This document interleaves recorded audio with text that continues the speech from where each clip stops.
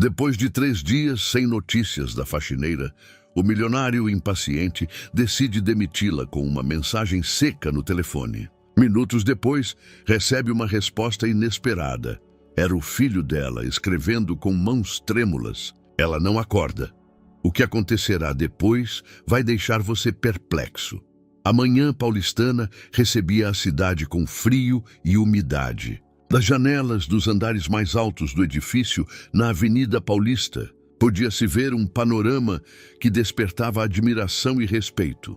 Prédios de vidro brilhando sob a luz pálida, artérias de ruas repletas de carros e, ao longe, as curvas do rio Tietê. Ricardo Mendonça estava de pé, junto à janela panorâmica de seu escritório, com as mãos nos bolsos de seu terno azul marinho, observando esse mecanismo sem emoção. Para ele, a cidade era uma máquina, precisa, implacável, eficiente. Em seu mundo, não havia espaço para sentimentalismo. Administrava um dos maiores conglomerados industriais da América Latina com fria calculação, como se o jogo fosse uma partida de xadrez, onde cada movimento tinha consequências e cada decisão tinha peso. Ricardo construiu sua posição ao longo de anos, eliminando a fraqueza de cada aspecto de sua vida. Não tinha família, amigos no sentido tradicional, nem o hábito de compartilhar seus pensamentos. Era solitário, mas nunca um solitário. A solidão era para ele uma escolha, não uma sentença. Naquela manhã, mais reuniões, negociações e análises de mercado o aguardavam. Na mesa estavam relatórios impressos e a tela do computador piscava com notificações. Ricardo voltou para a poltrona, ajustando o punho da camisa, e começou a revisar os documentos. Normalmente ele se ocupava apenas de questões estratégicas, mas naquele dia sua atenção foi atraída por um relatório do Departamento de Recursos Humanos, pequeno e irrelevante do ponto de vista financeiro, mas que exigia uma decisão. Júlia Oliveira, auxiliar de limpeza. 3 dias de ausência sem justificativa. Nenhuma resposta ao telefone corporativo. Nenhuma anotação no sistema. Ricardo franziu a testa. Em sua empresa havia regras claras. Quem não cumpria o regulamento era demitido. Não havia exceções. Não havia indulgência. Era a base da ordem. Sem hesitar, abriu uma nova mensagem e escreveu de forma breve e objetiva. Senhora Júlia Oliveira, informo sobre a rescisão do contrato com efeito imediato devido à ausência injustificada. O Departamento de RH enviará a documentação. Enviou. Colocou o telefone de lado. Voltou aos relatórios. Para Ricardo, o assunto estava encerrado. Apenas mais uma engrenagem substituída na grande máquina que ele próprio havia projetado. Mas a resposta que veio 1 hora depois perturbou todo o sistema. A mensagem era curta, escrita com erros, como pela mão de uma criança insegura com as teclas do telefone. Bom dia, senhor. Sou Mateus. A mamãe não acorda direito desde ontem. Não sei o que fazer. Por favor, ajude. Ricardo leu 2 vezes. Junto à mensagem havia uma foto, desfocada, tirada de perto. Uma mulher estava deitada em um sofá desgastado, o rosto pálido, os olhos fechados. Ao lado dela havia um copo d'água, e ao fundo podia-se ver um quarto pobre, móveis velhos, paredes cobertas de umidade. Por um momento, Ricardo não sabia o que fazer. Isso não se encaixava em nenhum protocolo. Não havia procedimento para tal situação. Deveria ignorar a mensagem? Encaminhar para o RH? Notificar as autoridades? Cada uma dessas opções era lógica, racional, segura. No entanto, algo naquela foto. Talvez a palidez do rosto da mulher, talvez o desespero nas palavras da criança, o levou a uma ação que ele mesmo não conseguia explicar. Levantou-se da mesa, pegou o casaco e as chaves do carro. A assistente olhou para ele surpresa quando ele passou pela recepção. Senhor Mendonça, em 20 minutos o senhor tem uma reunião com o conselho. Cancele, disse secamente, sem parar. Entrou no Mercedes escuro estacionado na garagem subterrânea e digitou no navegador o endereço que constava nos registros pessoais de Júlia Oliveira. Bairro da Brasilândia, conjunto habitacional de prédios populares. Longe do centro, longe do seu mundo. Quando o carro partiu, Ricardo apertou as mãos no volante. Ele ainda não sabia que o que começaria naquele dia mudaria sua vida para sempre. A viagem até a Brasilândia levou mais de 30 minutos para Ricardo, embora em linha reta o separasse do destino apenas alguns quilômetros. Congestionamentos, obras, caos, realidade que ele geralmente evitava, delegando tarefas ao motorista. Desta vez, dirigia sozinho, em silêncio, com o telefone no banco do passageiro. De vez em quando, olhava para a tela como se esperasse outra mensagem da criança. Não veio. O conjunto habitacional ao qual chegou era cinzento, cansado pelo tempo. Os blocos de apartamentos ficavam apertados uns aos outros, com varandas cheias de móveis velhos e varais para secar roupas. O reboco caía em alguns lugares, revelando tijolos. Um playground no centro do conjunto estava enferrujado, os balanços pendurados tortos. Ricardo estacionou em frente ao bloco número 7, desligou o motor e ficou sentado em silêncio por um momento. Sentia-se estranho. Não naquele lugar, em sua própria decisão. Por que tinha vindo aqui? O que deveria fazer? Ajudar uma mulher que violou as regras? Por que isso seria problema dele? Mas a foto. Aquela foto. Saiu do carro, fechou a porta e dirigiu-se à entrada do prédio. A entrada era escura, cheirava a mofo e cigarros. Havia panfletos espalhados pelas escadas e rabiscos nas paredes. O apartamento de Júlia ficava no quarto andar. Ricardo subiu as escadas, respirando uniformemente, ignorando o desconforto. Parou em frente à porta com uma plaqueta metálica Oliveira. Bateu. 1, 2, 3 vezes. Silêncio. Então ouviu um leve ruído atrás da porta. Passos suaves. A fechadura rangeu e a porta se abriu na largura da corrente. Na fresta apareceu um rosto infantil. Um menino com olhos grandes e assustados, vestindo uma camiseta 2 números maior. Senhor, sussurrou o menino. Mateus? Perguntou Ricardo calmamente, inclinando-se um pouco. Foi você que me escreveu? O menino assentiu. Seus olhos estavam cheios de lágrimas, a mão na corrente, como se não soubesse se deveria abrir ou fugir. Você pode me deixar entrar? Quero ajudar sua mãe. Mateus hesitou, mas depois de um momento removeu a corrente e abriu a porta. Ricardo entrou em um pequeno hall. O chão era coberto com linóleo velho, nas paredes havia desenhos infantis e no cabideiro apenas 2 casacos. O cheiro no apartamento era pesado, mofado, misturado com algo adocicado que podia ser restos de comida. Onde está sua mãe? Perguntou Ricardo. Mateus apontou para o quarto ao lado. Ricardo atravessou o corredor estreito e parou na entrada de uma pequena sala. A mulher estava deitada no sofá, coberta com um cobertor fino. Estava pálida como papel, respirando superficialmente. Na mesinha ao lado, havia um copo d'água e uma embalagem de medicamentos. Ricardo aproximou-se, agachou-se perto do sofá. Senhora Oliveira, disse baixinho.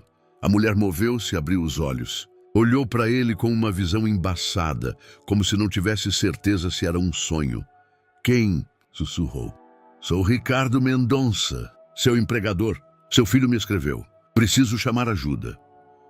Júlia fechou os olhos, como se essa informação fosse pesada demais para processar. Com a mão, apontou para Mateus, que estava parado na porta tremendo. Ele não comeu nada, sussurrou. E, por favor. Ricardo levantou-se, pegou o telefone e ligou para a emergência. Falou rápido, objetivamente, dando o endereço e os sintomas. Quando terminou, virou-se para Mateus. Quando foi a última vez que você comeu? O menino deu de ombros. Seus olhos estavam baixos. Ontem, eu acho. Ricardo foi até a cozinha. A geladeira estava quase vazia. Meia garrafa de leite, um pedaço de pão velho, um pote de pepinos em conserva vazio. Não havia nada que pudesse alimentar uma criança. Voltou à sala, sentou-se na cadeira e olhou para Mateus. A ambulância virá logo. Sua mãe terá ajuda. E você... Parou procurando as palavras certas. Você virá comigo. Para onde? Perguntou Mateus, recuando um passo. Para um lugar seguro, até que sua mãe se recupere. Mateus olhou para ele com desconfiança, mas também com a impotência de uma criança que sabe que não tem escolha. A ambulância chegou após 10 minutos. Os socorristas entraram eficientemente, examinaram Júlia, fizeram perguntas. A mulher estava consciente, mas exausta, desidratada, incapaz de se mover sozinha. O diagnóstico foi preliminar: anemia severa, provavelmente desnutrição. Precisamos levá-la, disse um dos socorristas, olhando para Ricardo. E a criança? Ricardo olhou para Mateus, que segurava a borda do sofá, e olhava para a mãe com terror. A criança vem comigo, disse firmemente. Ninguém protestou. O caminho até o hospital transcorreu em silêncio. Mateus sentou-se no banco traseiro do Mercedes, apertando contra si uma pequena mochila que Ricardo mandou que ele arrumasse. O menino olhava pela janela, observando como o conjunto habitacional desaparecia à distância, substituído por ruas mais largas, edifícios mais novos e, finalmente, o complexo hospitalar. Na sala de emergência reinava um caos controlado. Os médicos levaram Júlia para exames e Ricardo ficou com Mateus na sala de espera. O menino sentou-se numa cadeira de plástico, balançando as pernas, muito pequenas, para alcançar o chão. Ricardo ficou ao lado, com os braços cruzados no peito, observando os corredores cheios de enfermeiras e atendentes. Após 1 hora, apareceu uma médica, mulher de 40 e poucos anos, de óculos, com um rosto cansado, mas gentil. Senhor Mendonça? Perguntou. Sim, podemos conversar um momento? Ela olhou para Mateus. A sós? Ricardo assentiu. Pediu ao menino que ficasse no lugar e seguiu a médica até um pequeno consultório. O estado da senhora Oliveira é grave, começou a médica fechando a porta. Anemia severa, desidratação significativa, deficiências nutricionais. Precisamos mantê-la em observação por pelo menos alguns dias, talvez mais. Ela precisará de transfusão, suplementação, provavelmente consulta psiquiátrica. Psiquiátrica? Repetiu Ricardo. Os sintomas indicam negligência prolongada com a própria saúde. Isso não acontece do dia para a noite. A senhora Oliveira provavelmente ignorou os sintomas por semanas, talvez meses. Tentou funcionar apesar da exaustão. Isso frequentemente ocorre com pais solteiros. Ricardo ficou em silêncio, processando as informações. E a criança? Perguntou a médica. O senhor é da família? Não, sou... Ele parou. Ainda sou o empregador da mãe. A médica levantou uma sobrancelha, mas não comentou. A criança não pode ficar aqui. Se não há família, temos que notificar a assistência social. Não, disse Ricardo rapidamente, ele mesmo surpreso com o tom de sua voz. Não é necessário. Vou levá-lo comigo, temporariamente. A médica o observou atentamente. É uma grande responsabilidade. Estou ciente. Por um momento, ambos ficaram em silêncio. Finalmente, a médica assentiu. Tudo bem, mas lembre-se que se a situação se prolongar, a assistência social terá que ser notificada de qualquer forma. É o procedimento. Ricardo saiu do consultório e voltou para Mateus. O menino levantou-se da cadeira. Onde está a mamãe? Ela está segura. Os médicos estão cuidando dela. Ela ficará aqui por alguns dias. E eu? Ricardo sentou-se na beira da cadeira ao lado. Você virá comigo para minha casa, até que sua mãe se recupere. Mateus olhou para ele com olhos grandes, cheios de medo e esperança ao mesmo tempo. E o senhor não vai me abandonar? Ricardo não sabia o que responder. Por anos, evitou promessas que poderiam se revelar vazias. Mas algo nessa pergunta, no puro desespero infantil, o levou a palavras que nunca imaginou que diria. Não vou abandonar você. Mateus assentiu. Lágrimas vieram aos seus olhos, mas ele não as deixou cair. Ricardo levantou-se, estendeu a mão. O menino a pegou com sua pequena mão quente. Saíram do hospital juntos. A casa de Ricardo ficava no Morumbi, em um condomínio fechado de casas individuais. E mansão era moderna, espaçosa, decorada de forma minimalista. Vidro, aço, branco. O interior cheirava a frescor e ordem. Tudo tinha seu lugar. Nenhum objeto supérfluo, nenhuma desordem. Mateus entrou incerto, apertando sua mochila. Olhava ao redor de boca aberta. Esta é a casa do senhor? Perguntou baixinho. Sim, respondeu Ricardo, tirando o casaco. Agora também é sua. Pelo menos por um tempo. Levou o menino para cima, ao quarto de hóspedes. Era grande, claro, com vista para o jardim. A cama era branca, bem arrumada. Ao lado havia uma cômoda e uma escrivaninha. Você pode se deitar. Se estiver cansado, disse Ricardo. Mateus balançou a cabeça. Estou com fome. Claro, Ricardo tinha esquecido. Desceu para a cozinha e abriu a geladeira. Estava cheia, mas a comida era pouco infantil. Queijo gorgonzola, azeitonas, vinho, pratos prontos congelados. Ricardo nunca cozinhava. Comia em restaurantes ou pedia catering. Você gosta de macarrão? Perguntou finalmente. Sim, respondeu Mateus baixinho. Ricardo encontrou um pacote de espaguete e molho em vidro. Ferveu água, jogou o macarrão, aqueceu o molho. Era uma refeição simples, quase mecânica. Mas quando a serviu a Mateus, o menino comeu com tanto apetite como se fosse a melhor coisa que já recebera. Ricardo o observava em silêncio, sentado à sua frente com uma xícara de café nas mãos. E pela primeira vez em muitos anos, no silêncio estéril de sua casa, ouviu algo que não ouvia há muito tempo: o som da vida. A primeira noite na casa de Ricardo foi estranha para ambos. Mateus dormia agitado, acordando a cada poucas horas, abraçando o travesseiro, procurando no escuro por algo familiar. Ricardo ouvia os choros silenciosos através da parede e cada vez se perguntava se deveria entrar, consolar, dizer algo, mas não conseguia. Não tinha essa habilidade. Nunca a desenvolveu, nunca precisou. De manhã, Mateus desceu silenciosamente, descalço, com a mesma camiseta de ontem. Encontrou Ricardo na cozinha, junto à máquina de café, olhando algo no tablet. Quando ouviu passos, levantou os olhos. Dormiu bem? Mateus deu de ombros. Quando vamos ver a mamãe? Hoje à tarde. Prometi, lembra? O menino assentiu, sentou-se na cadeira alta, junto ao balcão. Ricardo não sabia o que deveria fazer agora. Preparar café da manhã, perguntar algo, deixar a criança em paz? Sua experiência em cuidar de crianças era zero. Em sua vida, conscientemente evitou relacionamentos próximos, muito menos paternidade. Finalmente abriu a geladeira e tirou leite, cereais matinais e iogurte. Colocou tudo no balcão. Coma o que quiser, disse, tentando soar natural. Mateus serviu-se de cereais, adicionou leite e comeu em silêncio.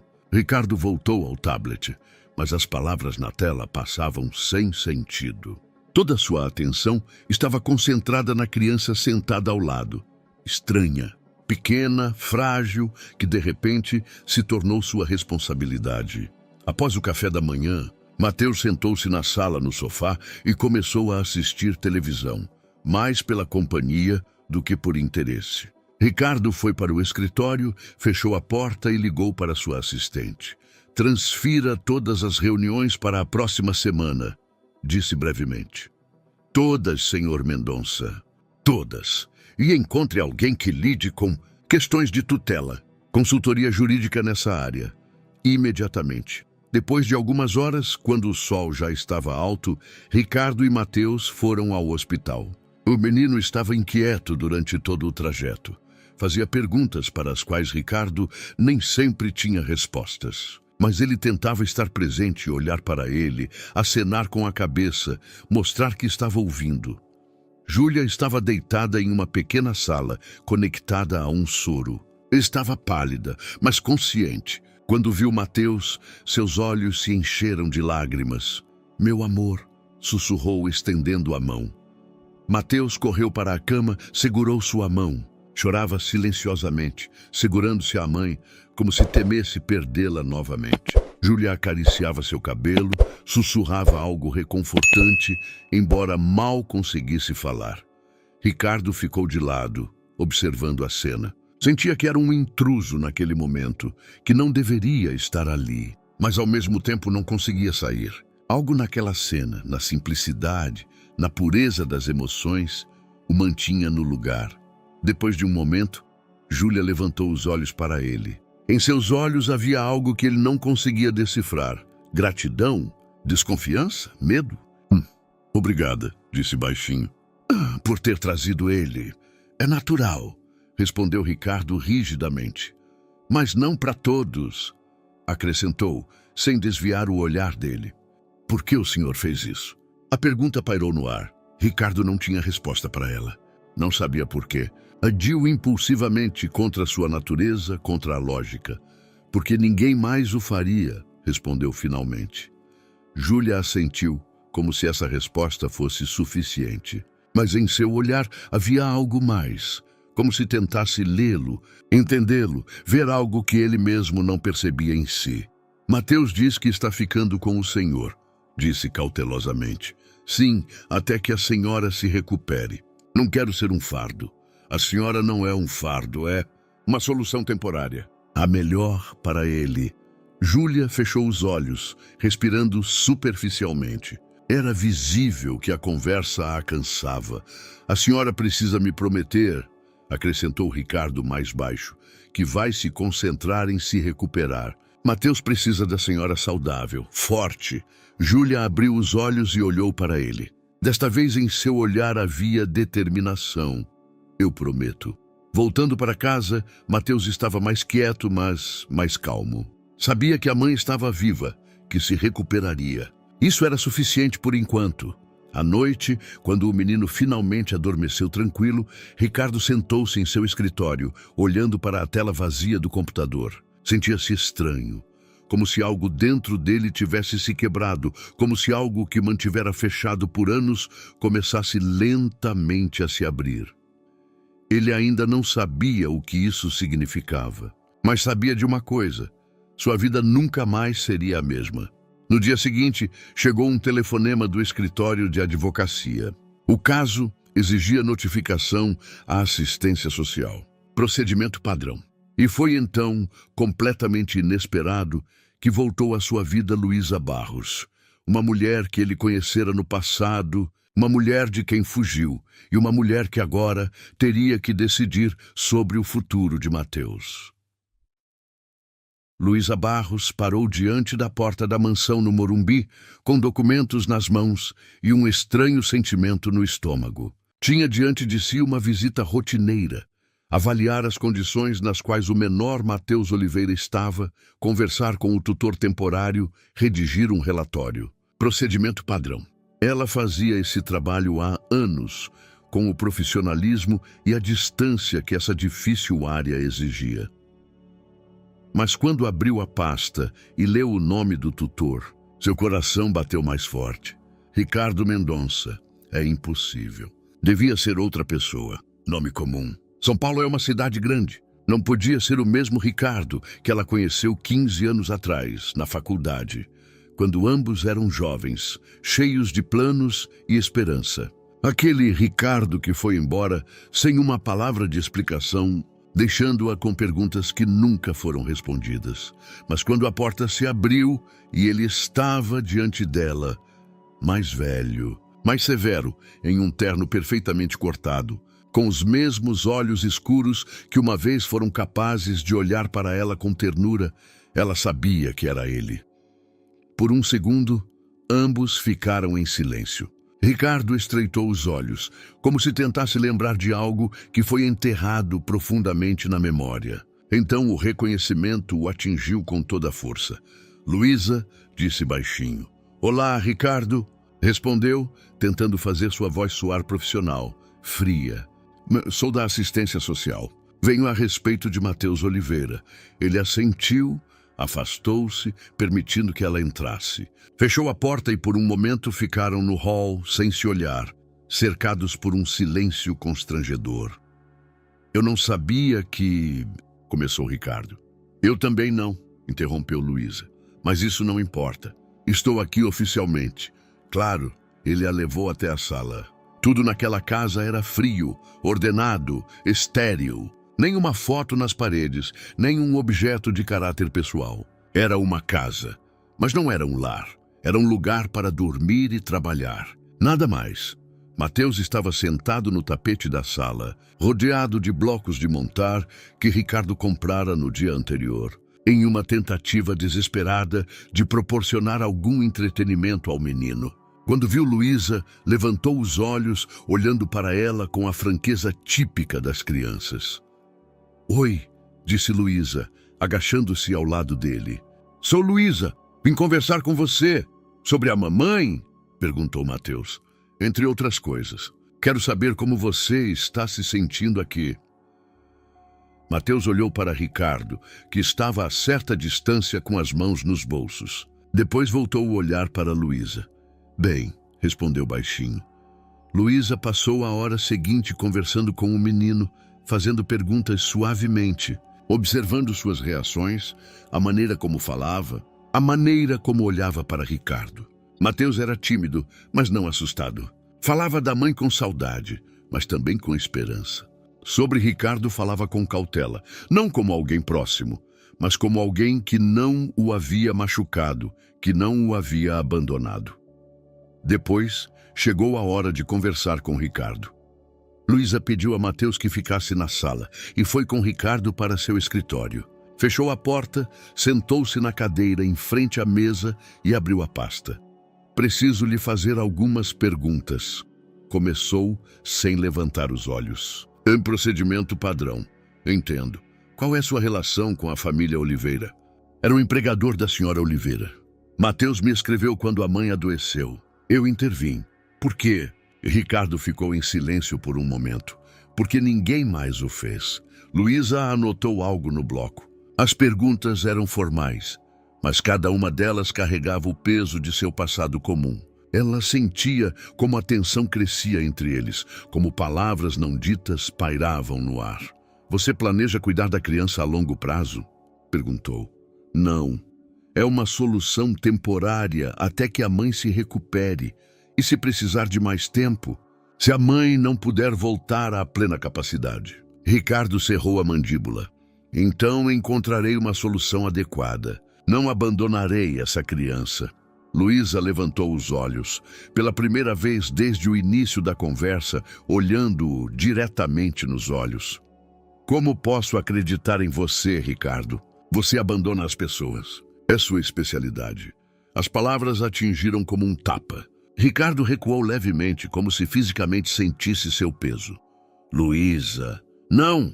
interrompeu, fechando a pasta. "Não estou interessada na explicação.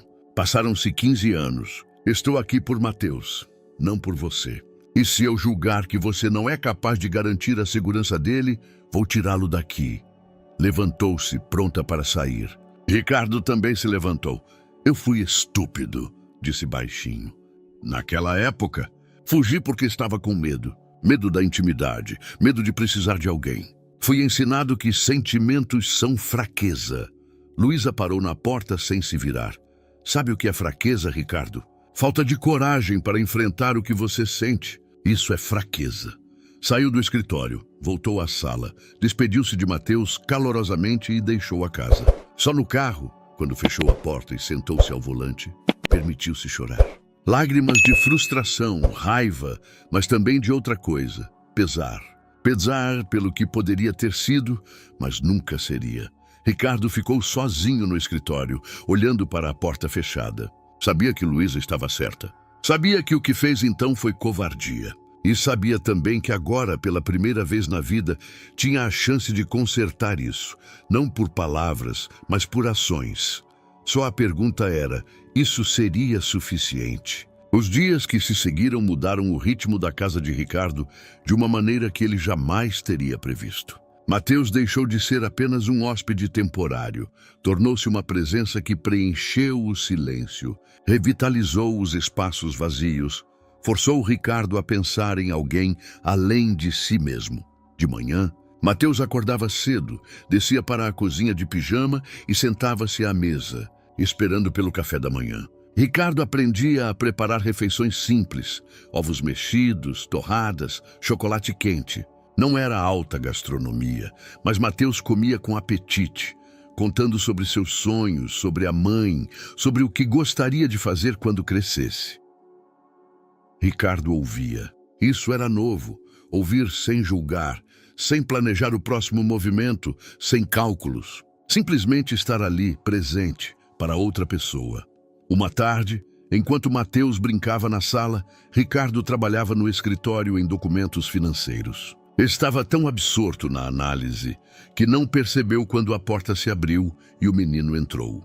Mateus parou junto à mesa, observando os papéis cobertos de números, gráficos, equações. "O que o senhor está fazendo?" perguntou. "Trabalhando", respondeu Ricardo sem levantar os olhos. "Em quê?"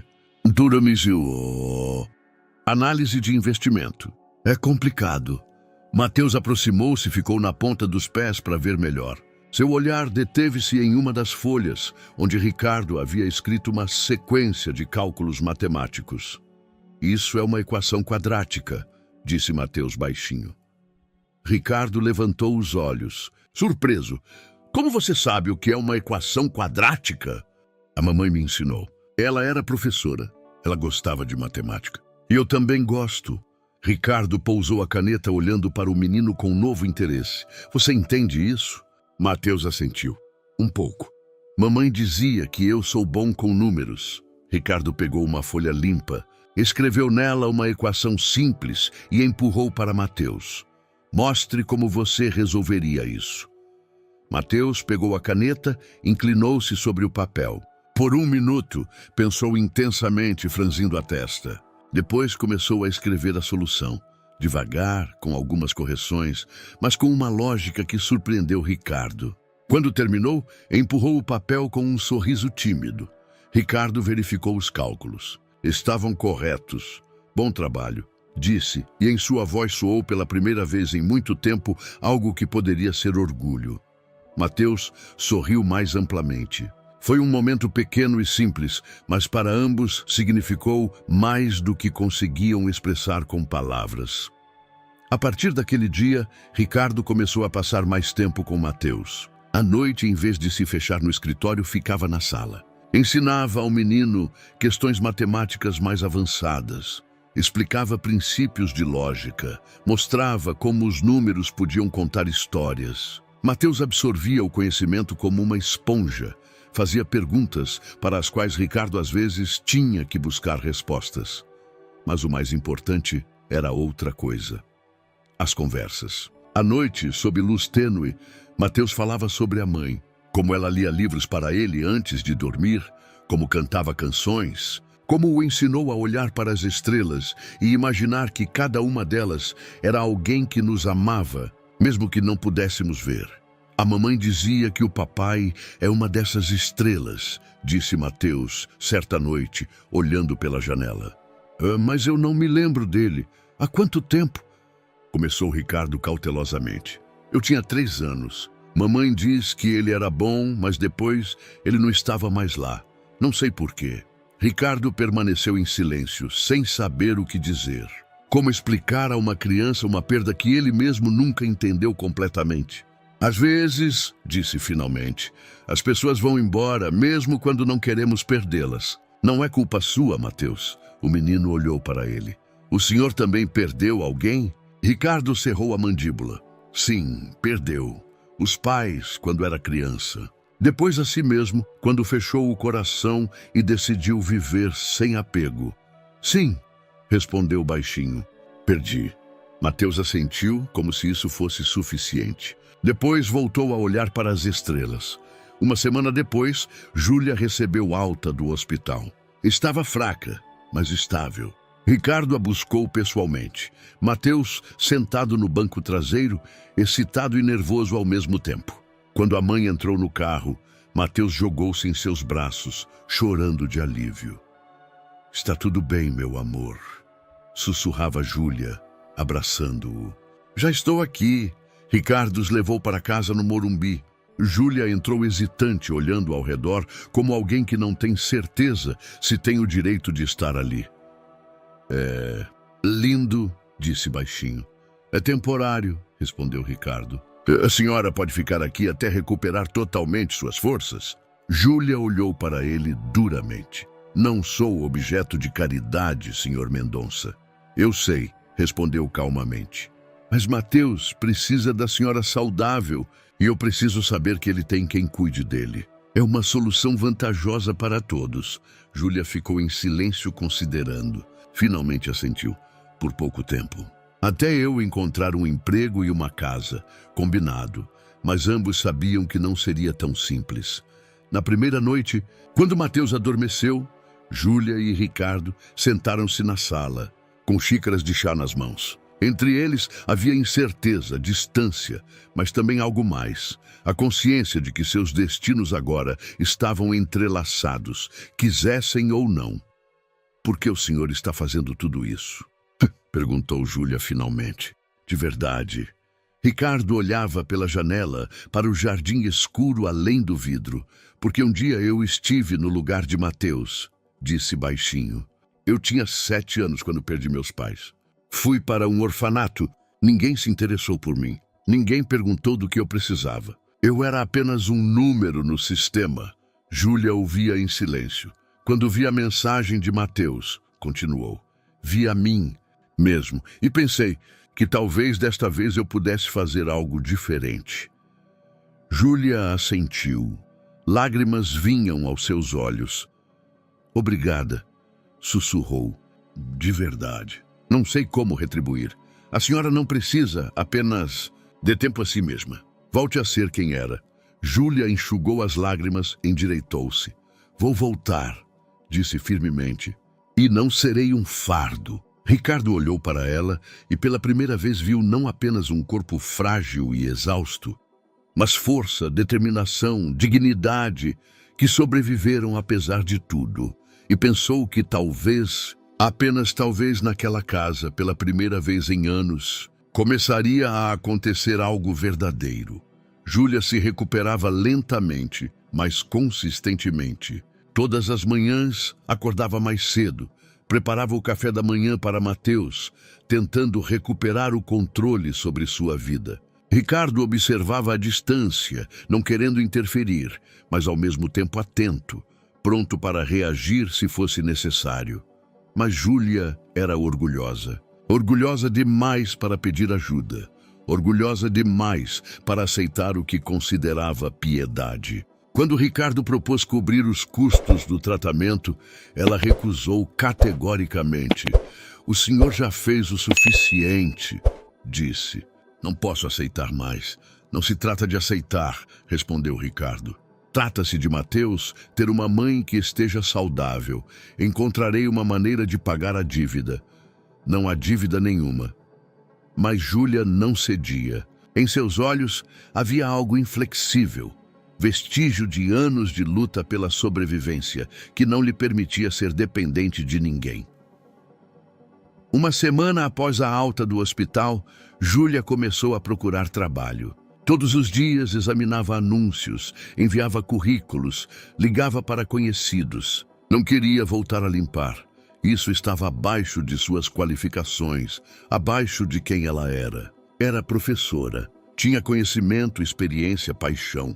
Mas o mercado de trabalho era impiedoso para alguém que tinha uma lacuna no emprego, que era mãe solteira criando um filho, que tinha problemas de saúde. Cada recusa era mais um golpe. Mas Júlia não desistia. Certa noite, Ricardo a encontrou na cozinha, inclinada sobre o laptop, com lágrimas nos olhos. Ao lado estavam respostas impressas, educadas, mas firmes rejeições. Tudo bem? Perguntou, embora conhecesse a resposta. Júlia enxugou os olhos endireitando-se. Sim, só cansaço. Ricardo aproximou-se, olhou para a tela. Ela viu como ele lia os títulos das mensagens, como analisava a situação com sua mente analítica. A senhora era professora, disse. Sou professora, corrigiu-o. Só que ninguém quer me dar uma chance. Ricardo ficou em silêncio por um momento, pensando. E se não fosse uma escola? Perguntou finalmente. Júlia olhou para ele surpresa. Como? Minha empresa. Temos um departamento de treinamento interno. Precisamos de alguém que saiba ensinar, explicar, ajudar as pessoas a desenvolver competências. Alguém com experiência pedagógica seria ideal. Júlia recuou, seu rosto endureceu. Não, disse rispidamente. Não aceitarei um emprego por piedade. Não é por piedade, respondeu Ricardo calmamente. É por necessidade. Temos um problema. A senhora tem a solução. É negócio. Não acredito no senhor. Ricardo suspirou, sentou-se à sua frente. Júlia, sei que a senhora tem motivos para não confiar. Entendo o orgulho, mas às vezes o orgulho se torna uma prisão. Mateus precisa da senhora estável, financeiramente segura. Se rejeita toda ajuda só porque vem de mim, quem está punindo? A mim ou a si mesma? As palavras a atingiram com uma força que não esperava. Júlia fechou os olhos, lutando contra as emoções. Não quero ser devedora, sussurrou. Não será. Será funcionária. Com salário, contrato, obrigações. Se achar que o trabalho não é para você, pode sair. Mas dê a si mesma uma chance. Júlia abriu os olhos, olhando para ele longamente, examinando-o. E se eu falhar? Todos falham, respondeu Ricardo. Eu falho todos os dias, mas continuo tentando. Finalmente Júlia assentiu. Lenta, relutantemente, mas assentiu. Vou tentar. Ricardo sentiu alívio, embora não o mostrasse no rosto. A senhora começa na segunda-feira. No primeiro dia de trabalho na corporação, Júlia estava tensa como uma corda. Vestida com um vestido simples e modesto, com o cabelo preso em um coque, estava no saguão do edifício principal, observando a multidão de funcionários internos e trajes formais que passavam por ela como um rio. Ricardo a apresentou ao gerente de RH, explicou o escopo de suas funções, deu-lhe acesso a todas as ferramentas necessárias. Júlia ouvia, tomava notas, tentava parecer confiante, mas por dentro tremia de medo. Os primeiros dias foram difíceis. Júlia tinha que aprender um novo ambiente, novos procedimentos, nova linguagem corporativa, que soava estranha e artificial, mas lentamente começava a encontrar seu lugar.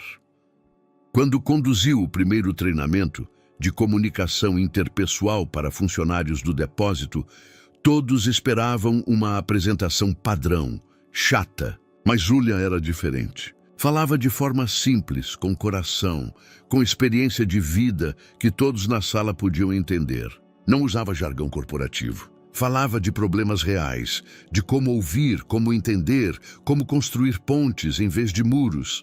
As pessoas ouviam, faziam perguntas, compartilhavam suas histórias. Após o treinamento, várias pessoas se aproximaram dela, agradecendo, dizendo que pela primeira vez, em um treinamento corporativo, se sentiram tratados como pessoas, não como recursos. Júlia voltou para casa naquela noite cansada, mas com um brilho nos olhos que Ricardo não via há semanas. Como foi? Perguntou. Bem, respondeu, não conseguindo esconder um sorriso. Realmente bem. Uma semana depois, Júlia veio a Ricardo com uma ideia. Queria criar um programa de alfabetização funcional para funcionários em posições mais baixas. Pessoas que nunca terminaram a escola, que se envergonhavam de sua falta de educação, que eram competentes em suas funções, mas não conseguiam ler instruções, preencher formulários, comunicar-se por escrito. Isso não é prioridade da empresa, disse Ricardo, embora não rejeitasse a ideia de imediato. Deveria ser, respondeu Júlia firmemente. O senhor está perdendo talentos porque as pessoas não têm ferramentas. Ou têm, mas não sabem como usá-las. Vamos dar a eles uma chance. Ricardo olhou para ela vendo fogo, determinação, algo que ia além do interesse pessoal. Quanto custaria? Júlia apresentou-lhe um plano simples, mas bem pensado. Os custos eram mínimos e os benefícios potenciais, na forma de lealdade dos funcionários, menor rotatividade e maior eficiência, eram óbvios. Tudo bem, disse finalmente. A senhora tem luz verde. Júlia assentiu, mas antes de sair virou-se. Obrigada, disse baixinho, por ter me dado uma chance. Não me agradeça, respondeu Ricardo. Você mereceu por si mesma. E pela primeira vez em muito tempo, Júlia acreditou que isso poderia ser verdade. Mas à medida que Júlia florescia, outra coisa começava a se complicar. Luísa ainda conduzia a avaliação da situação de Mateus, vinha para visitas de controle, conversava com o menino, observava a dinâmica na casa. Embora seus relatórios fossem profissionais, Ricardo sentia a tensão que crescia entre eles a cada encontro. Já não se tratava apenas de Mateus. Tratava-se deles, de palavras não ditas, de um passado que não queria ser enterrado. Luísa vinha toda semana, sempre pontualmente, sempre com uma pasta cheia de documentos e perguntas. Observava Mateus, conversava com ele, avaliava como ele funcionava nessa nova realidade. O menino parecia feliz, ia à escola, tinha amigos, desenvolvia seu interesse por matemática. Júlia recuperava-se, trabalhava, reconstruía sua dignidade. Do ponto de vista formal, tudo parecia bem, mas Luísa via algo mais. Via como Ricardo olhava para Júlia quando achava que ninguém estava observando, com atenção, respeito e talvez até algo mais. Via como Júlia, apesar de sua independência, começava a confiar neste homem, que no início tratava com suspeita. Via como Mateus falava do tio Ricardo com um carinho que não se podia fabricar. E tudo isso doía. Doía porque Luísa via um homem que uma vez a abandonou, agora se tornando alguém melhor, alguém capaz de intimidade, mas não com ela. Certo dia, após mais uma visita, Luísa ficou mais tempo. Mateus foi para seu quarto fazer o dever de casa, Júlia ficou na cozinha e Ricardo acompanhou Luísa até a porta. Pararam no hall, um silêncio pesado entre eles. Está tudo em ordem com a documentação? Me perguntou Ricardo. Sim, respondeu Luísa sem olhar para ele. Mateus está bem. Júlia está se estabilizando. Você está se saindo melhor do que eu pensava. Obrigado pela confiança, disse com leve ironia. Luísa levantou o olhar. Havia algo perigoso em seus olhos.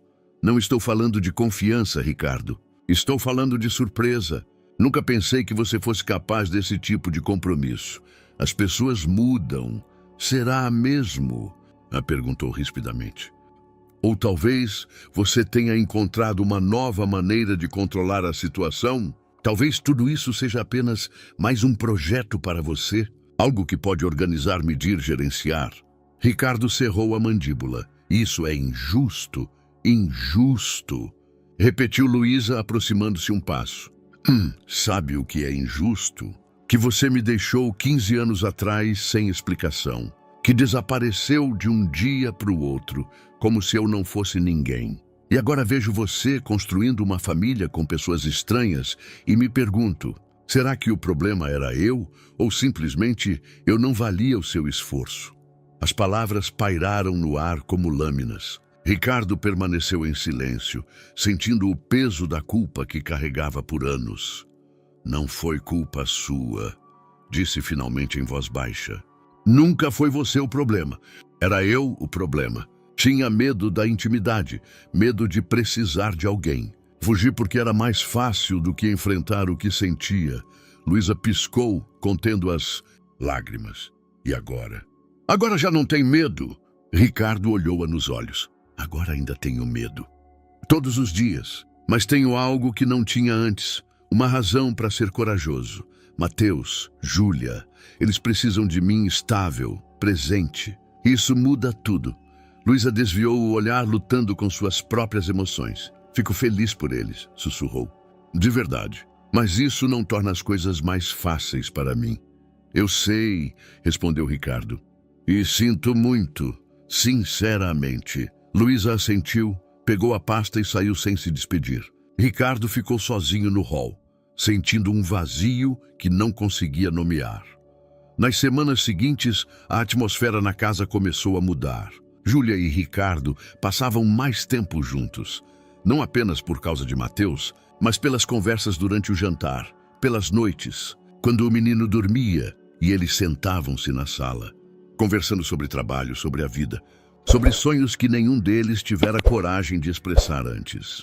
Júlia falava sobre o tempo em que era professora, sobre os alunos que lembrava com carinho, sobre a paixão pela educação que quase perdeu. Ricardo falava sobre sua infância no orfanato, sobre como os números eram para ele uma fuga, uma maneira de entender um mundo que parecia caótico e hostil.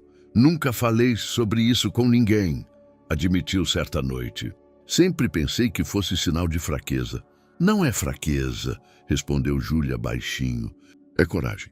Mostrar a alguém quem você realmente é. Seus dedos se tocaram no apoio do sofá. Nenhum deles retirou a mão. Sentaram assim em silêncio, conscientes da proximidade, mas receosos de ir além. Mas outra coisa começava a despertar preocupação. Mateus tinha pesadelos. Acordava à noite, gritando, procurando pela mãe. Júlia corria até ele, abraçava-o, acalmava-o, mas via que algo estava errado. O menino ficava mais nervoso durante o dia, sobressaltava-se com sons altos, perguntava obsessivamente se a mãe estava saudável, se o tio Ricardo não iria embora. Certa noite, depois que Júlia já havia acalmado Mateus, desceu à cozinha para buscar água.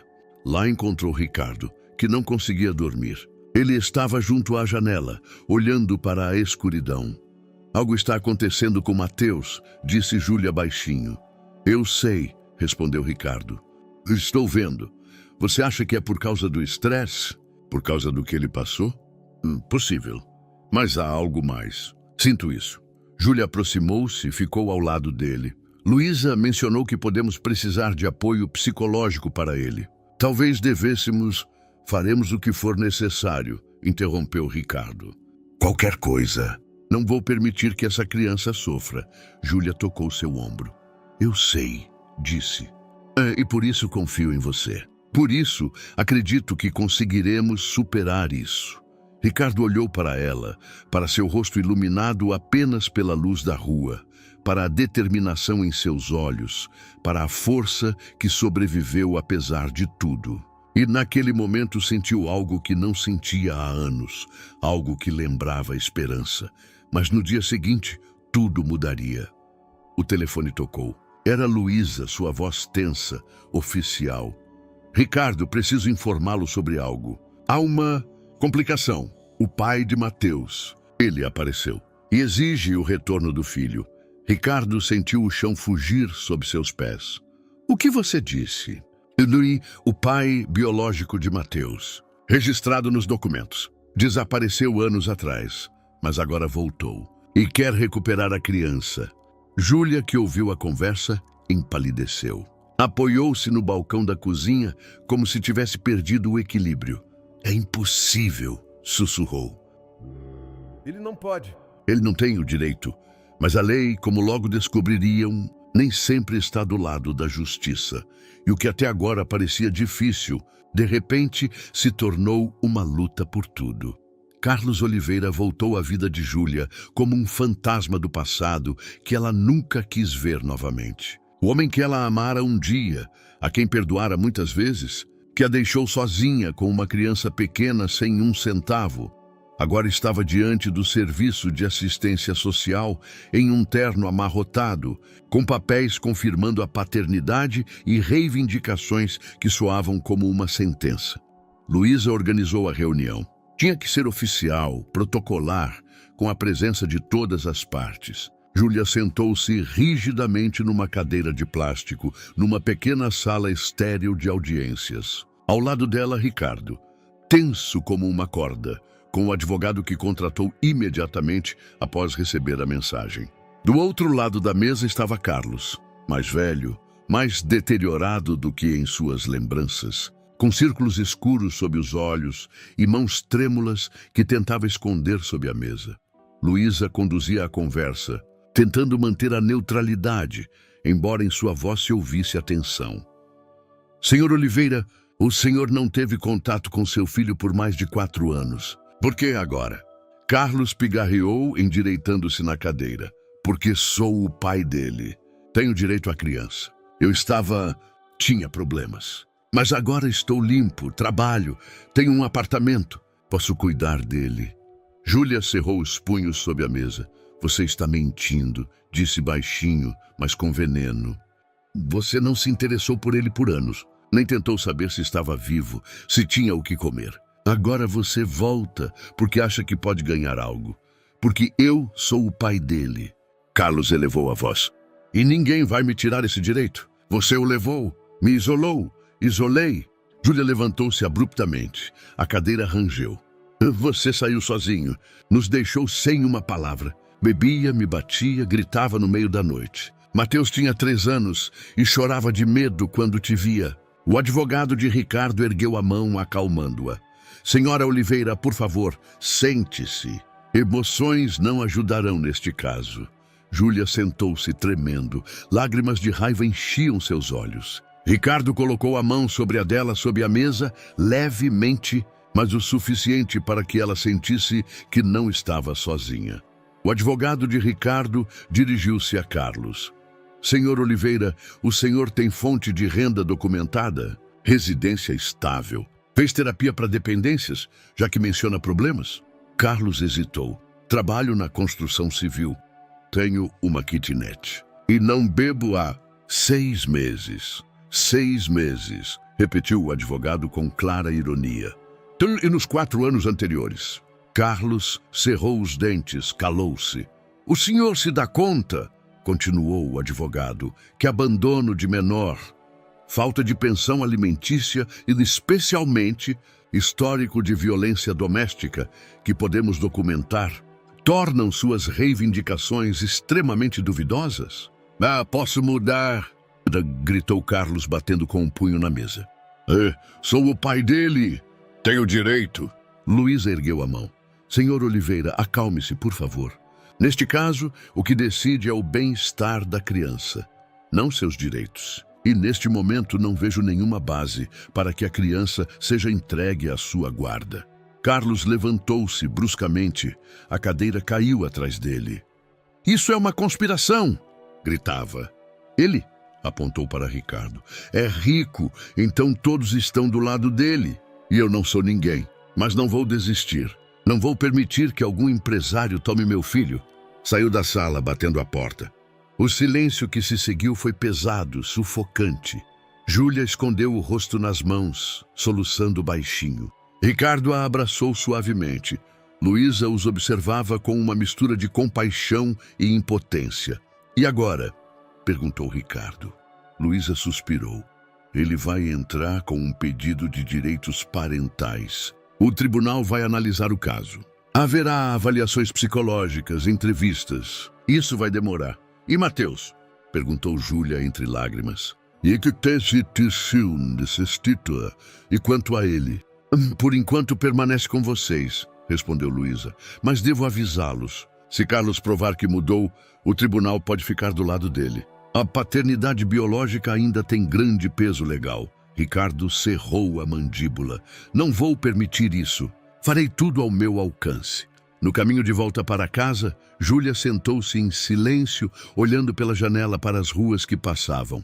Ricardo dirigia com cuidado, lançando-lhe olhares furtivos. Me desculpe, disse ela finalmente em voz baixa. Pelo quê? Nem por tudo isso. Por tê-lo envolvido nesta confusão. Por Carlos, por... Júlia, interrompeu-a suavemente. Não é culpa sua. Você não pediu por nada disso. E não está sozinha. Júlia olhou para ele. Havia algo frágil em seus olhos, algo que raramente mostrava. Medo. E se o levarem? E se o tribunal decidir que Carlos tem o direito? Não vou permitir, repetiu Ricardo, desta vez com mais firmeza. Mateus está seguro conosco. E se eu tiver que lutar contra todo o sistema, eu o farei. Júlia pegou sua mão, apertando-a com força. Obrigada, sussurrou. Por tudo. Mas ambos sabiam que gratidão não era suficiente diante da lei. Naquela noite, Mateus percebeu a tensão. As crianças sempre sentem os medos não expressos dos adultos. Durante o jantar, estava mais quieto que o habitual. Brincava com a comida, não comia. Tio Ricardo? Perguntou finalmente em voz baixa. Sim? Eu tenho que ir embora? Ricardo e Júlia trocaram olhares. Júlia respirou fundo, aproximou-se do filho. De onde tirou essa ideia, meu amor? Já ouvi vocês conversando ao telefone. Sobre meu pai. Júlia ficou imóvel. Não sabia o que dizer. Como explicar a uma criança algo que ela mesma não entendia? Ricardo inclinou-se para frente, olhando Mateus diretamente nos olhos. Mateus, escute. Às vezes, os adultos têm conversas difíceis. Às vezes, precisam resolver problemas que são complicados. Mas prometo uma coisa. Faremos tudo para que você esteja seguro. Para que ninguém o machuque, entende? Mateus assentiu, mas em seus olhos ainda havia terror. Mas ele é meu pai, não é? Júlia pegou sua mão. Biologicamente, sim. Mas um verdadeiro pai não é aquele que o gerou. É aquele que está com você, que cuida de você. E o ama. Mateus olhou para Ricardo. Então o tio Ricardo é como meu pai? Ricardo sentiu um nó na garganta. Nunca imaginou estar em tal papel. Mas agora, olhando para esta criança que olhava para ele com esperança e confiança, sabia que não havia volta. Se você quiser, respondeu baixinho. Posso ser. Mateus sorriu levemente pela primeira vez naquela noite. Mas no dia seguinte vieram as primeiras consequências.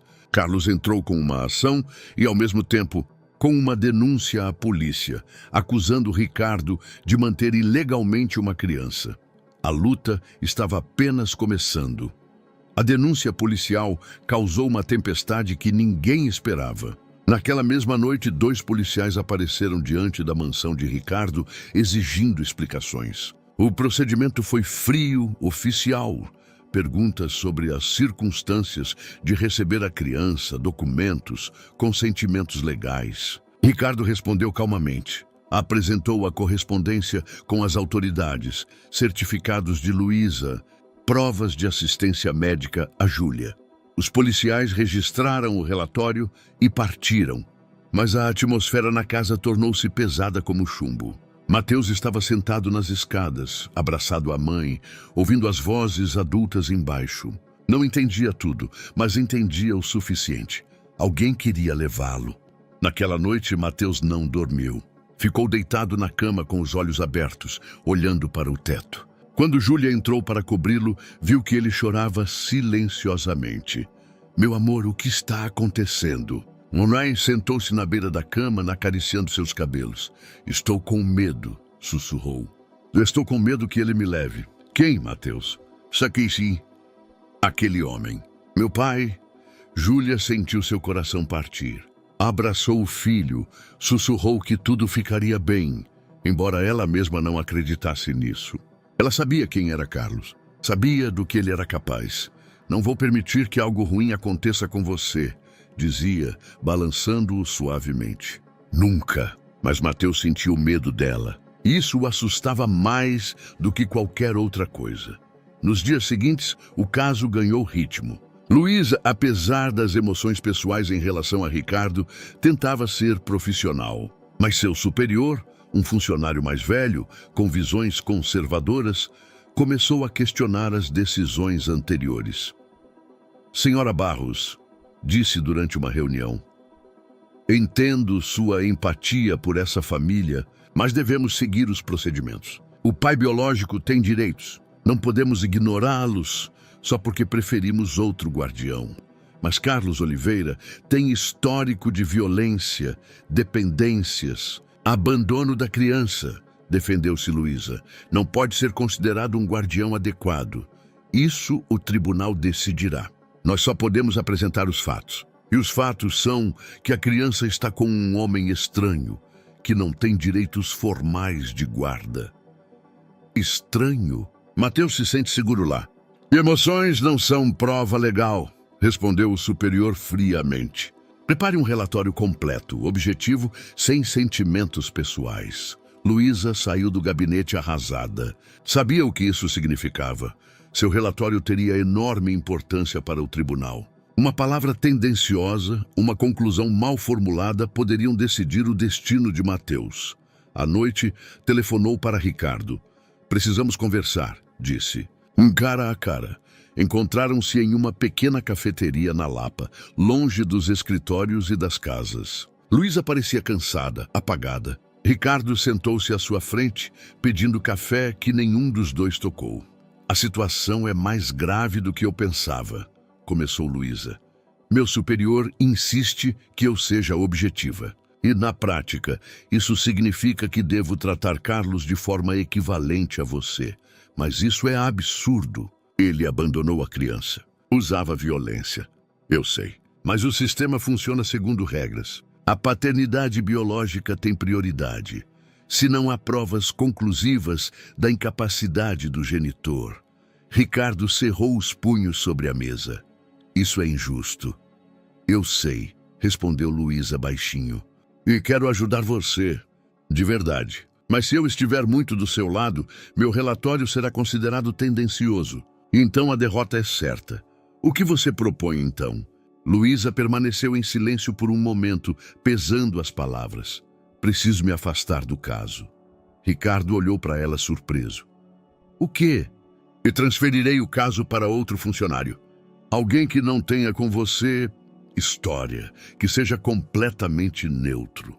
Mas, Luísa, você conhece esta situação. Você vê o que está acontecendo. Outro funcionário pode avaliar objetivamente. Interrompeu-o. E essa é a melhor saída para vocês. Se eu ficar, meu passado com você será usado contra vocês. Carlos já começou a sugerir que sou tendenciosa. Ricardo recostou-se na cadeira, processando essa informação. Entendia a lógica, mas ao mesmo tempo sentia que estava perdendo a única pessoa no sistema que realmente os compreendia. Quando? Perguntou. A partir de amanhã. João Castro assumirá. É experiente, íntegro, mas também rigoroso. Seguirá a letra da lei. Então, não temos chance. Luísa olhou para ele por um longo tempo. Em seus olhos havia sinceridade que não viam há anos. Você tem chance, mas precisa lutar. Realmente lutar. E precisa mostrar ao tribunal que não é apenas um estranho rico que compra uma família para si. Precisa mostrar que é um pai. Como? Formalize a guarda. Entre com pedido de adoção. Reúna testemunhas, documentos, provas de que Mateus com vocês está se desenvolvendo melhor do que nunca. E acima de tudo, ela hesitou, que o tribunal veja que entre você e Júlia há mais que cooperação. Porque um homem solteiro aos olhos do sistema tradicional sempre será menos confiável que o pai biológico. Ricardo entendeu o que ela sugeria, mas esse era um terreno que ele temia. Sentimentos reais, compromisso que ia além de cuidar da criança. É complicado, disse baixinho. Eu sei, respondeu Luísa, e em sua voz havia uma nota de tristeza. Mas a vida é complicada. E às vezes temos que escolher, ou ficamos com o que é seguro, ou lutamos pelo que é importante. Ela se levantou, deixando uma nota sobre a mesa. Boa sorte, Ricardo. Realmente desejo isso a você. Saiu, deixando-o sozinho com o café que esfriava e pensamentos que giravam como uma tempestade. Quando voltou para casa, encontrou Júlia na cozinha, preparando o jantar. Mateus estava no andar de cima, fazendo o dever de casa. Ricardo parou na porta, observando-a. A maneira como se movia pela cozinha, a certeza de seus gestos, a concentração em seu rosto. Ao longo dessas semanas, ela se tornara parte deste lugar, parte de sua vida. Luísa está se afastando, disse. Júlia virou-se, a faca ainda em sua mão. O quê? Onde está transferindo o caso para outra pessoa. Diz que é melhor para nós. Júlia pousou a faca, apoiou-se no balcão. E agora? Ricardo aproximou-se. Precisamos ser uma família de verdade. Aos olhos da lei. Júlia olhou para ele, procurando em seu rosto as respostas. O que você está dizendo? Estou dizendo que quero entrar com um pedido de adoção de Mateus. E que... Ele parou, procurando palavras que nunca havia pronunciado. Que quero que façamos isso juntos. Júlia ficou imóvel. Sabia o que isso significava. Não apenas uma formalidade. Algo mais. Ricardo, você não precisa dizer nada agora, disse rapidamente. Apenas pense sobre isso. Sobre nós. Sobre o que isso poderia significar. Júlia assentiu lentamente. Emoções se misturavam em seus olhos. Medo, esperança, algo não expresso. Mas antes que qualquer um deles pudesse dizer mais, ouviram choro vindo de cima. Mateus gritava. Júlia e Ricardo correram escada acima, corações batendo freneticamente. A luz no quarto de Mateus estava acesa. O menino sentado no chão, junto à janela aberta, com uma mochila pendurada no ombro. Em seu rosto havia puro medo. Mateus! Júlia ajoelhou-se ao lado dele, segurando-o pelos ombros. O que aconteceu? O que você está fazendo? O menino chorava. Respirava com dificuldade e as palavras saíam caoticamente. Não quero ser um problema. Ouvi vocês que por minha causa tem problemas. Que aquele homem quer me levar. Pensei que se eu fosse embora, para onde? Júlia puxou-o para si, abraçando-o com força. Meu amor, nunca, jamais você é um problema. Está me ouvindo? Nunca. Ricardo ajoelhou-se ao lado deles, colocando a mão na cabeça de Mateus. Mateus, escute-me. Os adultos às vezes têm conversas difíceis. Às vezes é difícil, mas isso não significa que você seja a causa. Lutamos por você, não contra você. Entende a diferença? Mateus levantou os olhos lacrimosos. Mas se ele me levar, não verei mais vocês. E será como antes, quando tudo era ruim. Júlia sentiu seu coração se partir. Segurou o filho, balançando-o suavemente, sussurrando palavras tranquilizadoras. Ricardo sentou-se em silêncio, olhando para esta criança que em tão pouco tempo se tornou o centro de seu mundo. Ninguém vai levá-lo, disse finalmente, baixinho, mas firmemente. Prometo, faremos tudo o que for necessário. Mas você precisa confiar em nós e precisa ficar aqui, conosco, certo? Mateus assentiu fracamente, ainda segurando-se a mãe. Júlia levou-o para a cama, deitou-o, cobriu-o com o cobertor. Ficou sentada ao lado dele, acariciando seus cabelos, até que finalmente adormeceu de exaustão. Ricardo ficou na porta observando-os. Quando Júlia saiu do quarto, fechando a porta silenciosamente, ambos desceram em silêncio. Na sala, Júlia sentou-se no sofá, escondendo o rosto nas mãos. É culpa minha, sussurrou. Pensei que o estava protegendo, mas ele ouve tudo, sente tudo. Não é culpa sua, disse Ricardo, sentando-se ao lado. É a situação, e precisamos resolvê-la rápido. Júlia levantou a cabeça, olhando para ele. Como? Carlos não vai desistir. O tribunal pode ficar do lado dele. E nós... Ela parou, a voz falhou. Não sou sua esposa. Você não é o pai biológico de Mateus. Aos olhos da lei somos... ninguém. Então vamos mudar isso, disse Ricardo. Júlia olhou para ele, tentando entender. O que você quer dizer? Ricardo respirou fundo. O que estava prestes a dizer veio com dificuldade, não porque fosse falso, mas porque era verdadeiro. Vou me casar com você, disse. Se isso nos der vantagem no tribunal, se isso garantir que Mateus esteja seguro. Eu farei, Júlia piscou chocada. Ricardo, você não pode oferecer casamento como uma solução de negócios. Isso não é negócio, respondeu baixinho. Ele procurou palavras, sentimentos que por anos manteve trancados. Júlia, não sei como chamar isso. Não sei exatamente o que sinto. Mas sei que quando vejo você e Mateus, sinto algo que não sentia há anos. Sinto que sou necessário, que tenho um propósito, que o que faço tem significado. Júlia permaneceu em silêncio, lágrimas vinham a seus olhos. Mas isso não é amor, sussurrou. É senso de dever, de responsabilidade. E não quero que você se sinta preso em algo que... E se não for apenas dever? It was to deceive, interrompeu-a. E se for algo mais, só que eu não sei nomear? Estive sozinho a maior parte da vida. Aprendi a não precisar de ninguém, mas agora não consigo imaginar um dia sem vocês. Sem você!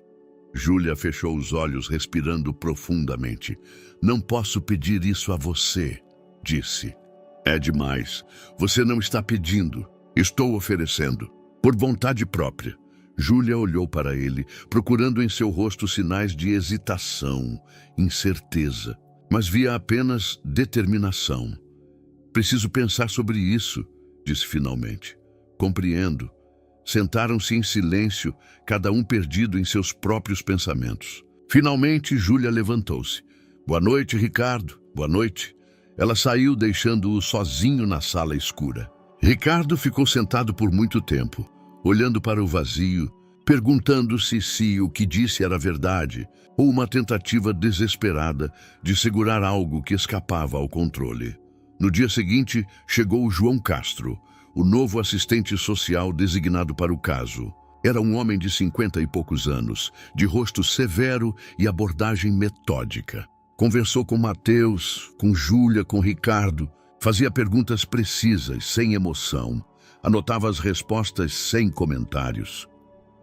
A senhora e o senhor Mendonça estão em um relacionamento? Perguntou a Júlia durante uma conversa privada. Júlia hesitou. Moramos juntos. Cuidamos de Mateus juntos. Isso não responde à pergunta, disse Castro. Vocês são um casal? Júlia sentiu seu coração bater mais forte. Sabia que sua resposta poderia ter consequências. Somos uma família, disse finalmente. À nossa maneira, Castro anotou algo no bloco. Seu rosto não revelava nada. Após a visita, Ricardo e Júlia se reuniram com o advogado. Este foi dolorosamente sincero. A situação de vocês é fraca, disse diretamente. O pai biológico, apesar do passado, pode ganhar se provar estabilidade. Vocês não têm status formal. O senhor Mendonça não é parente. A senhora Oliveira é mãe, mas legalmente isso não é suficiente contra as reivindicações do pai. O que podemos fazer? Perguntou Ricardo. O advogado olhou para ambos. O casamento ajudaria. Um pedido de adoção apresentado em conjunto tem maior peso. Mas isso precisa parecer autêntico. O tribunal não gosta de ficções legais. Não será uma ficção, disse Júlia baixinho, surpreendendo a si mesma. Ricardo olhou para ela. Júlia, ela levantou a mão. Pensei sobre isso a noite toda. E sabe de uma coisa? Você está certo. Mateus precisa de nós juntos. Precisa de estabilidade. E se a única maneira de dar isso a ele é formalizar o que já temos, então faremos isso. O advogado assentiu. Nesse caso, o tempo está contra vocês. Vocês precisam se casar antes da audiência. Isso dá a vocês 3 semanas. 3 semanas. Júlia e Ricardo trocaram olhares. Não havia tempo para dúvidas, para analisar sentimentos. Havia apenas o objetivo, proteger Mateus. Faremos isso, disse Ricardo. À noite, quando Mateus dormia, Júlia e Ricardo sentaram-se no jardim, sob as estrelas. Estava frio, mas nenhum deles entrava. Sabe o que é mais estranho em tudo isso? Perguntou Júlia baixinho. O quê? Que não me parece errado. Eu deveria me sentir presa, forçada. Mas não sinto. Ricardo olhou para ela. O que você sente? Júlia sorriu fracamente, como se finalmente eu não estivesse sozinha. Ricardo estendeu a mão, pegou a dela. Sentaram-se assim em silêncio, sob o céu cheio de estrelas. 2 pessoas que acidentalmente encontraram uma a outra no momento mais difícil de suas existências. E talvez, pensou Ricardo, essa fosse a definição de amor. Não grandes gestos, não declarações dramáticas. Apenas a disposição para ficar, para lutar, para estar presente. O casamento ocorreu no cartório, em uma pequena sala cheia de luz fria e calma burocrática. Não havia flores, orquestra, convidados em trajes elegantes. Apenas Ricardo em um terno escuro, Júlia em um simples vestido creme, Mateus entre eles, com uma pequena gravata que compraram no dia anterior, e 2 testemunhas, a assistente de Ricardo e uma colega de trabalho de Júlia.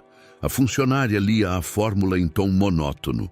Palavras sobre comunhão, responsabilidade, apoio mútuo.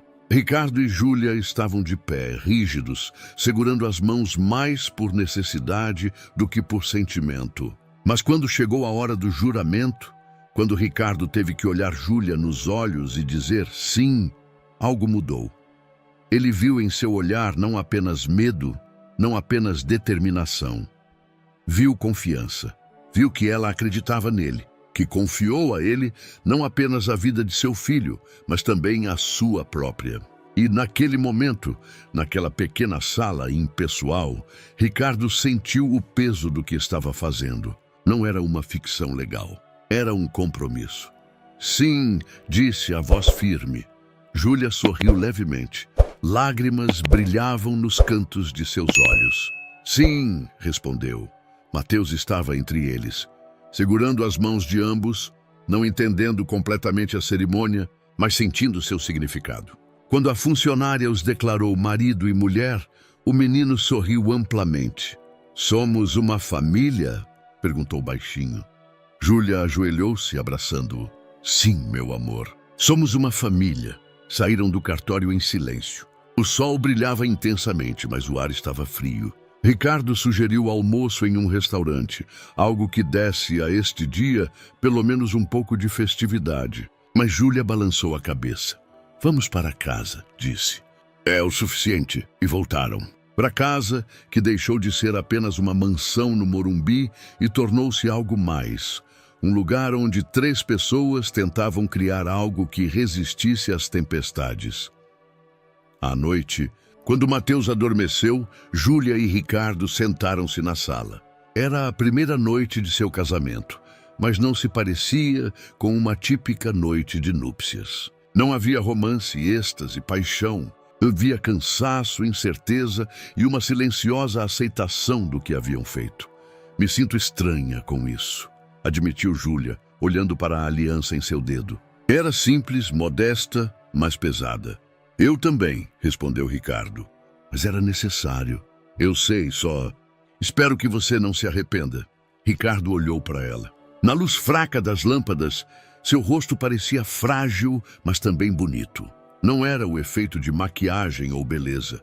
Era uma força que sobreviveu apesar das adversidades.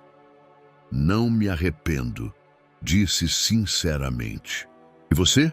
Júlia balançou a cabeça. Não, só temo que não seja suficiente. Que o tribunal ainda decida contra nós. Então continuaremos lutando. Recorreremos, encontraremos outra solução. E se não houver outra solução? Ricardo permaneceu em silêncio, porque não tinha resposta. A verdade era que seu destino já não estava em suas mãos. Estava nas mãos de um juiz, do sistema, da interpretação da lei. A audiência estava marcada para a semana seguinte. Os dias que restaram foram passados em preparativos, conversas com o advogado, coleta de documentos, depoimentos dos professores de Mateus, médicos, colegas de trabalho de Júlia. Cada dia era uma marcha para algo que poderia mudar suas vidas para sempre. Mateus sentia a tensão. Tornava-se mais quieto, mais retraído. Certo dia, voltou da escola com um caderno rasgado. Júlia perguntou o que havia acontecido. Os meninos diziam que tenho um novo pai, disse baixinho. Que meu pai verdadeiro não me queria. Bati em um deles. Me desculpe. Júlia abraçou-o, sentindo raiva misturada com impotência. Não é culpa sua, meu amor. As pessoas às vezes dizem coisas que não entendem, mas Mateus não parecia convencido. Naquela noite, Ricardo encontrou Mateus em seu escritório, sentado à mesa, com um papel e um lápis. O menino desenhava algo intensamente, língua de fora em concentração. O que você está desenhando? Não perguntou Ricardo, sentando-se ao lado. Mateus levantou o papel. Era um desenho simples, 3 figuras de mãos dadas. Acima delas a inscrição Minha Família. Ricardo sentiu um nó na garganta. É bonito, disse baixinho. Somos nós, explicou Mateus. Mamãe, você e eu. Você acha que o juiz vai ver isso? Que vai entender que quero ficar aqui. Ricardo colocou a mão no ombro do menino. O juiz verá a verdade, Mateus. Que você é amado, que está seguro. E que ninguém tem o direito de tirar isso de você. Mateus assentiu. Mas em seus olhos havia um medo que nada podia acalmar. Um dia antes da audiência, Ricardo recebeu um telefonema de Luísa. Ela ligou tarde da noite, a voz cansada. Preciso lhe dizer algo, começou.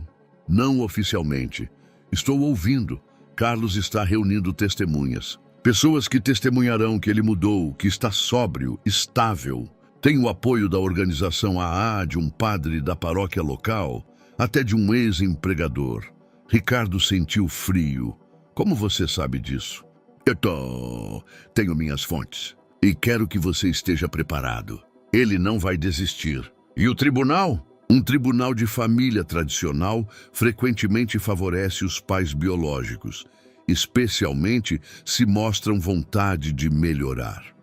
Então, o que devemos fazer? Mostrem coração, respondeu Luísa. Não tanto documentos, mas a verdade. Deixem o tribunal ver que Mateus não é um caso, mas uma pessoa. Uma criança que tem o direito de escolher, onde se sente segura. Ricardo agradeceu e desligou. Transmitiu a mensagem a Júlia. Ambos sentaram-se em silêncio, cada um perdido em seus pensamentos. Amanhã, disse Júlia finalmente, tudo será decidido. Sim, respondeu Ricardo. E independentemente do que acontecer, quero que você saiba uma coisa. O quê?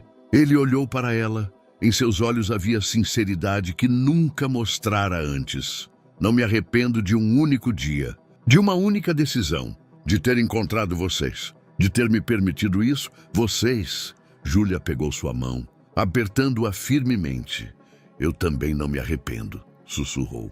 E naquela noite, pela primeira vez, adormeceram lado a lado, não como estranhos forçados a cooperar, mas como duas pessoas que encontraram uma na outra algo que se parecia com um lar. De madrugada, Mateus escorregou para o quarto deles, colocou-se entre eles. Ricardo acordou, sentindo o pequeno corpo aninhado ao seu lado. Não o afastou, colocou a mão na cabeça do menino e permitiu que ficasse, porque sabia que, independentemente do que o dia seguinte trouxesse, este momento, este quieto e curto momento de paz, era verdadeiro e valia cada luta. A sala do tribunal era menor do que Ricardo imaginava. Paredes em bege claro, bancos de madeira, cheiro de papel velho e poeira. A juíza, uma mulher de 60 e poucos anos, de óculos, com um rosto severo, mas não desprovido de calor, tomou lugar atrás de uma alta mesa. Carlos sentou-se de um lado da sala com um advogado barato, Ricardo e Júlia do outro, com Mateus entre eles. O menino estava pálido, silencioso. Agarrava-se firmemente à mão da mãe. A audiência começou com formalidades, leitura dos autos, apresentação das partes, depoimento das testemunhas. Carlos falava calmamente, controladamente, como se tivesse decorado cada palavra. Contava sobre sua luta contra o alcoolismo, como chegou ao AA, como encontrou trabalho, como quer corrigir seus erros. É meu filho, dizia olhando para a juíza. Cometi erros, mas mereço uma segunda chance. Quero ser o pai de que Mateus precisa. O advogado de Ricardo o interrogava duramente, trazendo à tona detalhes. Anos de negligência, violência, falta de pensão alimentícia. Mas Carlos respondia com frases decoradas sobre perdão, mudança, esperança. Depois foi a vez de Júlia. Falou sobre como Carlos a abandonou, como Mateus cresceu com medo, como ela mesma lutou pela sobrevivência. Sua voz tremia, mas não se quebrou. Ele não quer o filho, disse. Não, ele quer controle. Mateus tem medo dele e tem o direito de ter medo. Finalmente chegou o momento que todos temiam. A juíza olhou para Mateus. Mateus, você gostaria de dizer algo ao tribunal? Não, perguntou suavemente. O menino congelou. Júlia acariciou sua cabeça. Ricardo acenou encorajadoramente. Mateus levantou-se devagar, aproximou-se do púlpito. Era tão pequeno, tão frágil nessa grande sala cheia de adultos e seus conflitos. Começou baixinho. A juíza inclinou-se para a frente para ouvir melhor. Fale com coragem, filho. Ninguém vai machucá-lo aqui. Mateus olhou para Carlos. Depois para Júlia. Depois para Ricardo. E de repente algo dentro dele se quebrou. Lágrimas fluíram, palavras saíam caoticamente. Eu já perdi um pai de verdade que eu lembrava. Depois perdi minha mãe, quando ela ficou doente. E pensei que tudo estava perdido, que nunca mais teria um lar. Sua voz falhou. Mas o tio Ricardo, ele não me abandonou, não fugiu, ficou, e mamãe voltou. E agora temos um lar de verdade. E não quero perdê-lo. Por favor, não tirem isso de mim. Não quero perder mais ninguém. O silêncio que se seguiu foi pesado como chumbo. A juíza tirou um lenço e enxugou os olhos. Júlia chorava silenciosamente.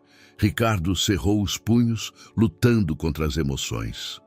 Carlos olhava para o filho com algo que podia ser arrependimento, ou apenas frustração. A juíza assentiu. Obrigada, Mateus. Pode sentar-se. O menino voltou para a mãe, que o abraçou fortemente. A juíza fechou os autos, olhou para todos os presentes. Anunciarei a sentença em 1 semana. Até lá, peço a todas as partes que tenham prudência.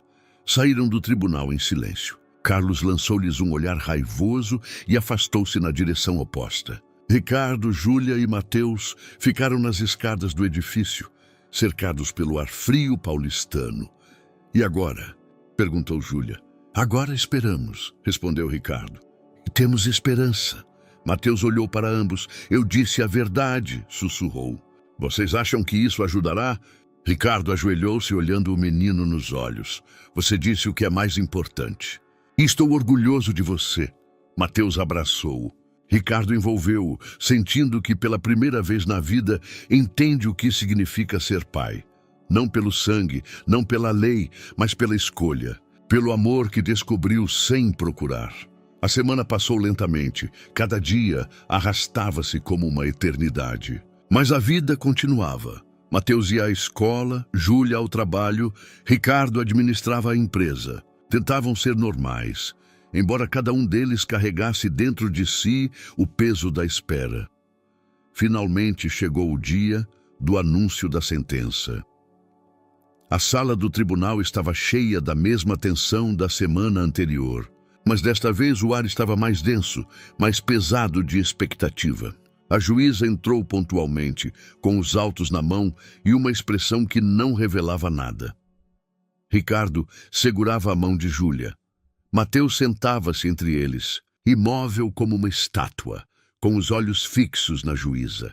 Após cuidadosa consideração do caso, começou a juíza. Sua voz era calma, objetiva, levando em conta o bem-estar da criança, sua segurança emocional e física, bem como os depoimentos de todas as partes. Tomei a seguinte decisão. O tempo pareceu parar. O pedido do Sr. Carlos Oliveira para a restauração dos direitos parentais e o retorno do filho é rejeitado. Júlia cobriu a boca com a mão. Lágrimas escorriam pelo seu rosto. Ricardo sentiu como se um peso que carregava há semanas caísse de seus ombros. Mateus olhou para eles, não entendendo completamente, mas sentindo que algo bom havia acontecido. Ao mesmo tempo, continuou a juíza, reconhecendo a importância da paternidade biológica, o tribunal estabelece o direito a visitas supervisionadas do Sr. Oliveira com seu filho, uma vez por mês, sob a condição de continuar a terapia e manter a sobriedade. A violação destas condições resultará na revogação deste direito. Carlos cerrou a mandíbula, mas não protestou. Sabia que era o melhor que poderia esperar. Além disso, a juíza olhou para Ricardo e Júlia. O tribunal concede plenos direitos parentais aos senhores Mendonça. O pedido de adoção de Mateus Oliveira por Ricardo Mendonça é deferido. A partir de hoje, Mateus é legalmente filho de ambos os pais. Mateus levantou os olhos, arregalando-os. Isso significa que posso ficar. Júlia abraçou-o fortemente, chorando. Sim, meu amor, ficamos juntos, para sempre. Ricardo colocou a mão na cabeça do menino, não confiando em sua própria voz. Pela primeira vez na vida, sentia algo que poderia ser plenitude. Não uma conquista empresarial, não um sucesso financeiro, mas algo mais profundo, mais verdadeiro. Saíram do tribunal sob o sol que atravessava as nuvens. Mateus corria à frente deles, rindo, livre do peso do medo. Ricardo e Júlia caminhavam atrás dele de mãos dadas. Conseguimos, sussurrou Júlia. Sim, respondeu Ricardo. Conseguimos. A vida voltou ao ritmo, mas já não o mesmo de antes. A casa no Morumbi encheu-se de risos, barulho, vida. Mateus se desenvolvia. Seu talento matemático foi notado pela escola, recebeu uma bolsa para aulas extras. Júlia tornou-se uma figura-chave na empresa de Ricardo. Seus programas educacionais foram implementados em outras filiais do conglomerado. E Ricardo descobriu que a vida não precisa ser controlada, medida, ordenada para ter sentido. Às vezes, as melhores coisas vêm no caos, em momentos não planejados, em decisões tomadas pelo coração, não pela razão. Numa tarde de outono, em um parque não longe do centro, 3 pessoas caminhavam por uma trilha coberta de folhas. Mateus corria à frente, coletando castanhas, gritando para os pais olharem seus achados. Júlia e Ricardo caminhavam atrás dele lado a lado. "Sabe de uma coisa?" disse Júlia baixinho. "O quê?" "Não me lembro da última vez que me senti feliz. Realmente feliz." Ricardo olhou para ela, para seu rosto iluminado pela luz dourada do sol poente, para o sorriso que era sincero, puro. "Eu também não", respondeu. Mateus chamou-os mostrando algo na grama. Aproximaram-se e agacharam-se ao lado dele.